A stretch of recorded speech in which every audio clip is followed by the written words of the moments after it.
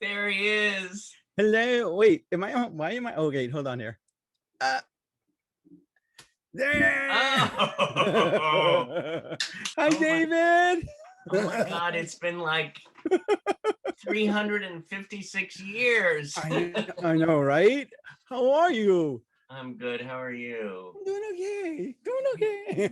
You look great. Oh, thank you. As same as you. You haven't changed. So look at It's you. all the face work. Ah, boy. No, I'm going to look like Katharine Hepburn when I'm old. Okay. With that said, what's your favorite tree? An oak.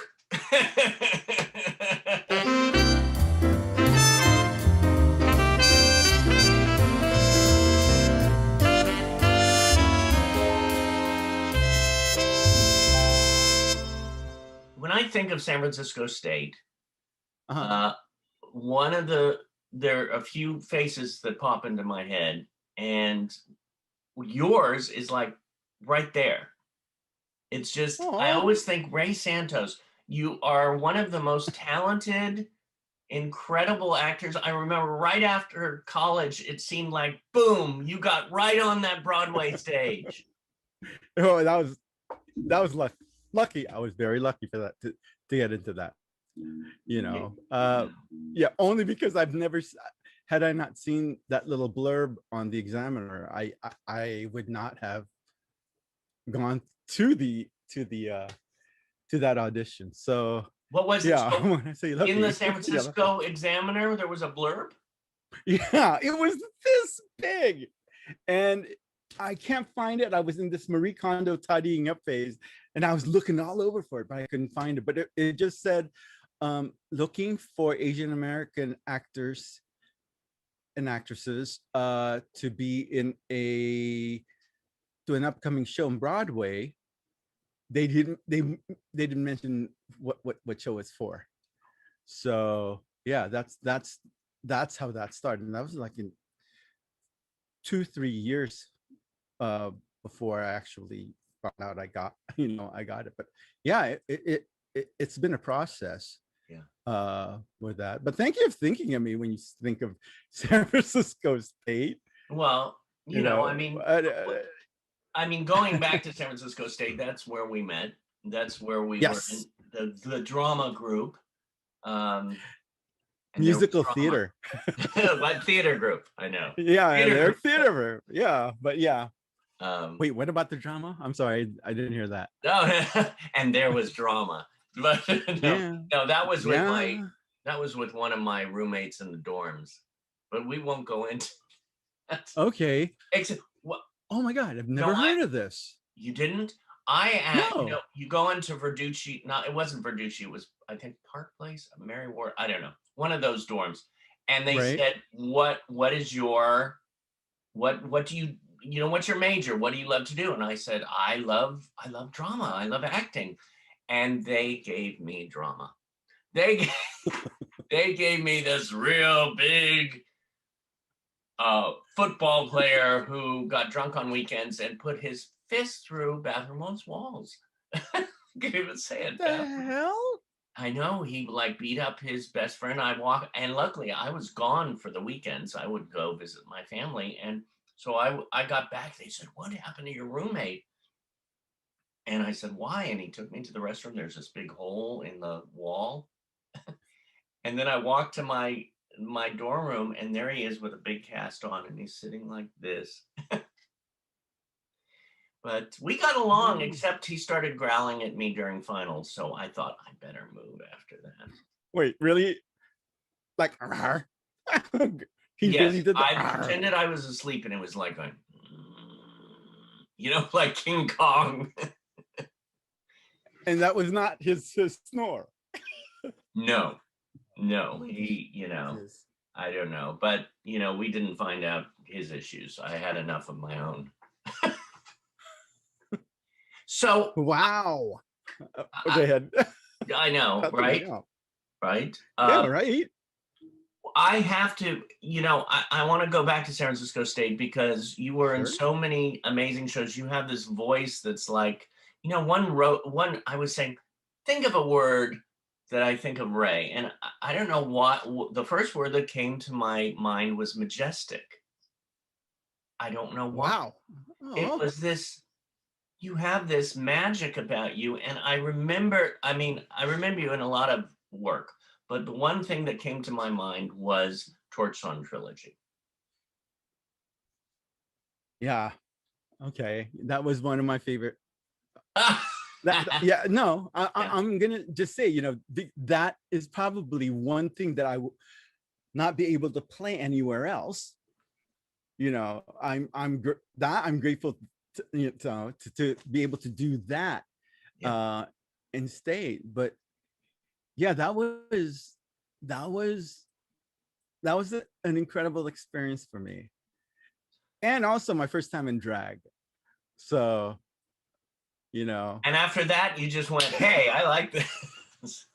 so what are you saying? Uh, Oh, I yeah, love it. no, yeah, Well, it but was such a yeah, good performance. I mean, and it was such a powerful show, that particular one. yeah, Mr. Farstein did an incredible job with that one. Plus, also, I had a good cast that I can work off of, especially with Francine and Jeff, and Fontana. Oh my So God, right. it was an experience. Talk about drama. Uh, but it was all around positive experience for me. And the first thing I just said when I found out I got the partner, like, oh my God, there's so many words. Well, There's so many words. I mean, Being the in their monologues in theater. that show. Yeah. How do you do Yeah. something like that as an actor? Because we have over 100 students watching, and Oh, whoa. Hello. Okay. yeah, Um, Performing Arts Studio West, Meet the Biz, and not live, but Memorex. But right. how do when you get the script that it's like mostly you? How do you take it? How do I take it? Well, I read the script first of all, and then thank you to Miss Lynn Barbara Mahler, I beat it. So meaning the whole process of cutting down each sentence and then trying to figure out what my story is just for that one line. I applied that because they worked for me when it seems like I'm saying my my resume here, but no, that process helped me out when I got Evita, and it was all music. Oh, So I did not know how to do how to really work around it, and being a newbie there, that was like my first year in SF State. So when she taught me about beating the script, she had me had the lyric and on the music, and I wrote it on the opposite side of it, and I treated that like a script. And again, I it's set up in different beats. yeah. So what I and that's where I put my why in, and why am I saying those lyrics? So I applied that with Torch Song, because yeah, I would have been a mess, because seriously, I just say, wow, there's a lot of words in here to memorize. But yeah, slowly but surely, I had to break it down, and also reading the other characters' lines. I was, yeah, because it used to be for me, it's like bullshit, bullshit, my line, bullshit, bullshit, my line, but but it doesn't work that way. And also by doing that, it helped me create a good outline for Arnold. You Right. know, uh, so yeah, that was a challenge, but it was something new. Yeah. And the most important thing about that was I had to keep myself open for it. You know, especially with the theme of it, of being a gay man, Right. which I haven't really been out at that point to my parents. Right. So How yeah, did they, when they saw the show, how did what did they say? well, I told them, hey mom, it's a Tony Award winning play. It's not a musical. You're not going to see it, but it's a gay character. I'm just letting you know about that. And there are a lot of actions that he does that you may not, as a Catholic Catholic family, may not approve of, but just know that I'm telling a story. I'm telling a story of what Ari Farstein wanted to share with the audience. So I kind of eased into it with that.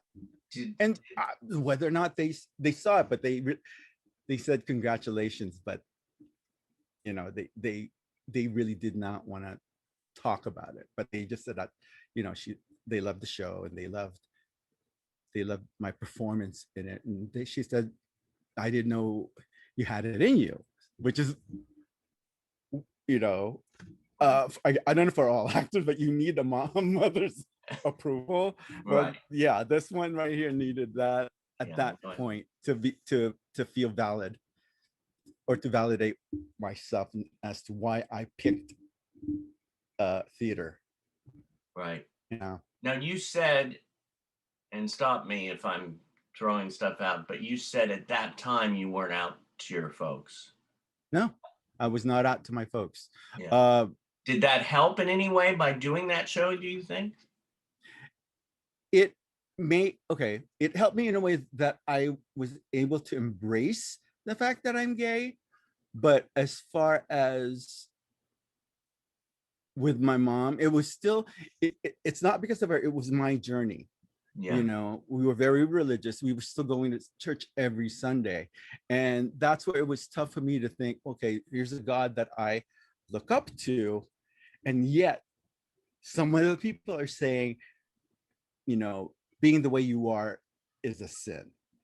So it was hard for me to go to church knowing that I'm gay, but that's the only way for me to pass or be good in life. Um, yeah, I mean, it was heavily instilled in all of us as far as what homosexuality is and how it's looked down upon, you know, Catholic Church, and also a very religious Filipino family. Right. You know, it's they did what they knew then, and I did not actually come out to them until I went to New York, where I actually left and there was distance, and so I was able to find my own self, and where I'm actually in a space where I'm happy. Yeah. And it doesn't make sense to not share my joy and happiness with you know, by not telling my parents. That it did not make sense for me, but it was a good, I had a good support group here Yeah. in New York. Yeah. You know, and yeah, and I will have to say thank you for Stephen and Steve Sutherland Oh, and Steve Trigoli, because they they were the very first gay couple, you know, that I've met, and who I, you know, we're almost the same age, you yeah. know, and I looked up to them, and they were actually, that's what made it easy, also easier for me as far as playing Arnold, because yeah, Arnold was always looking for that perfect couple Yeah. that he doesn't think that he's never going to get. And so hence Stephen and Steve was kind of like the impetus of what I wanted to convey as far as what Arnold needs, what Arnold wanted. And hopefully a lot of people can relate to that. Well, I'm listening to what you're saying, and it's bringing back when you mentioned Steve and Steve. These are two amazing strengths in that department, that theater Yes. department, and that Oh yeah. group that we had. I mean, and it brought me back to that word that I said at the beginning, the majestic. It's something magical about that time that we all went through. Um, Yes, and part of it is because it was a sense of community. Mm. that it was a safe space for all of us to play and to do something that we usually would never do, you know. Yeah. But you got to talk about Majestic, Stephen Frugoli's voice. Oh, Oh, yeah, that yeah. oh, it's just nice that we were able to inspire one another, Yeah. you know. Well, Oh, can I go? Yeah, go ahead. no, go ahead. What? Well, I wanted to go a little bit off tangent. Yeah. To thank Aaron Kate Whitcomb, who's Oh, also a fabulous, talented woman, who's the funniest thing ever. yeah. Uh, I tell you, during for, the pandemic, she has uh-huh. kept me alive. She was one of the people who kept me alive with her humor on Facebook when she would post her videos. And I was, thank God for Erin Kate. Okay, not to say anything, but it was funny because during that time, I promised myself that I would do a Facebook Live every day just to say something, you know, and and I love the fact that Aaron Kate caught it, and then when she first said it, she called me out on it. And yes, I have been looking forward to her Facebook Lives ever since, you know, because that's the kind that one is a great example of someone who's very comfortable in their skin Yeah. and be able to convey even through just media, you Right. know, to be funny, and you feel for her. And also she had that confidence, always Yes, she did. some, yeah, right. And just also she was my beard as far as for my parents concerned, And because now you have one of your own. yeah, I'm trying peach fuzz, just like peach fuzz. Yeah. uh yeah, so that's there. Sorry, did I just like get No, off on I a love it. different tangent Listen, with that I one? just go on the ride, and I just, it's like a Disneyland ride. I don't know, something like Well, that. it was, and also some of the classes and some of the exercises that we did there, and some of the all of the performances. It was a ride. It was a trip to see, you know, and also that sense of camaraderie, yes, and also your ego kind of gets into the way. I'm like going, I can do that, I can do that. or like, I wonder if they're judging me right now, Oh my and the God. answer is yeah, they are. Yeah. Yeah. That's so But it, interesting. You felt like that because I always saw you and I said, "Oh my God, you're just so."